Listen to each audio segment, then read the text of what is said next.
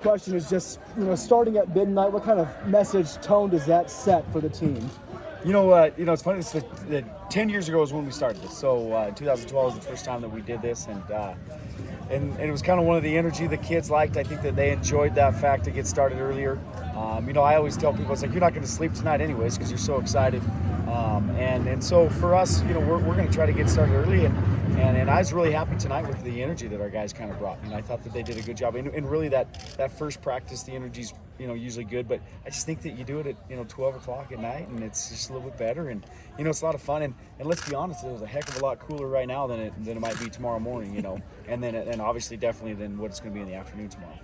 And Arie, what year is this for you? This is my 15th year.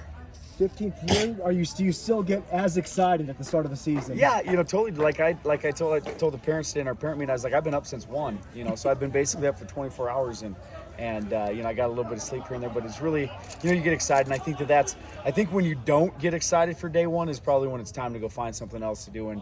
And I can't explain, the feeling I have right now just of getting ready to roll with these guys. I think we had a lot of fun. I think we needed to start the year and we needed to get going, and I'm proud of our kids for what they did in the off season, and we'll see what we can do. If we can just focus on getting our 1% better, we'll be all right. So what's it looking like for you guys in terms of, practice stuff today? I saw it was a lot of fundamentals, no pads on yet. So what's that development look like as we get through the next couple weeks here as we get into the season? Yeah, so you look at, for us, those first 3 days are kind of the acclimation period, and really truly, I'd like to see us, have a little bit longer prep time. You think about this. Right now, 2 weeks from now, our first game will be done.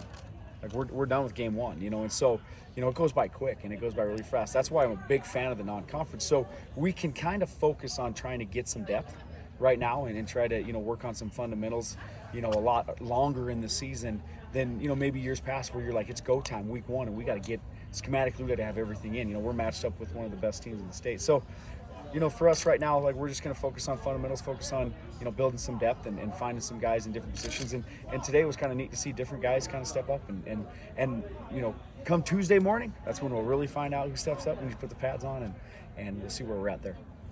So heading into the new season, obviously tons of stuff to figure out before everything starts, but, addressing it yourself, strengths, weaknesses this team has, what are you looking at that you bring back veteran leadership that's going to help this team? What are you looking at that you're going to need to fill as we start getting into the season? That's a good question. That's one of those things that, I think obviously each year brings different things and different issues and different, positives. And so, for us right now, as you look at what we have, obviously we'll just use a young man by the name of Zach Tierney, what he does and he brings for us, he's going to end up being a 3-year starter for us, and brings that wealth of knowledge of being a two-way guy, being a two-way guy since his sophomore year on the O-line, D-line, which is pretty difficult. And so I think that leadership that he's going to bring to the table for us is going to be huge. Obviously having Jace back is another huge thing, at quarterback, and what he's going to do in the maturation he's going to take from year 1 to year 2 as a starter. And then obviously you look at, Cameron Guernsey, a guy that's going to be a 3-year starter at wide receiver, and what can we add to his table? Like, what can we do with him? So that's kind of where we're at right now. But overall, man, like, I'll be honest with you, it's going to be neat this year just to see kids just step up week in and week out and what they're going to do and where we're going to be at. And you never know. Like, that's the best part about football. You never know what's going to happen. It's day 1. We'll see what happens on day 60. Is there anything else? I think we'll just make it to bed. Yeah.